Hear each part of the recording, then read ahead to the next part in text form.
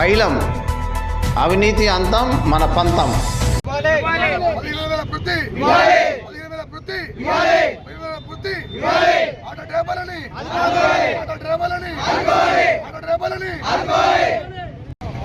తెలంగాణ రాష్ట్ర వ్యాప్తంగా ఆటోలు 6వ తారీఖున ఆటో యూనియన్ మొత్తం పనిచేయడం జరుగుతుంది. ఎందుకంటే ఈ మహాలక్ష్మి పథకం ప్రభుత్వం ప్రవేశపెట్టిన కారణంగా రాష్ట్రంలో ఆటో డ్రైవర్ల పరిస్థితి ఆగమాగంగా అయిపోయింది.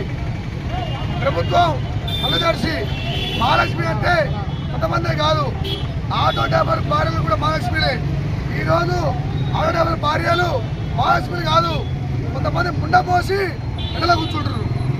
ఈయన బలపీలు కట్టలేక, వాళ్ళ పోదు లేక, వాళ్ళ లేక, ప్రభుత్వం ఇలా వాళ్ళ ఫైనాన్స్ కట్టుకోలేక కొంతమంది ఆటో తగబెడుతుర్రు, కొంతమంది ఉరేసుకుని చచ్చిపోతుర్రు.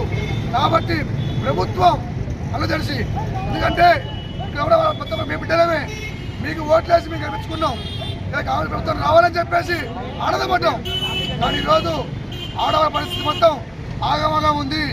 ప్రభుత్వం కళ్ళు తెరిచి ఇప్పటికైనా ప్రభుత్వం కళ్ళు తెరిచి ఈరోజు కూడా మీకు రావడం ఫస్ట్ టైం కాబట్టి ఇక్కడితో ఆపేయండి.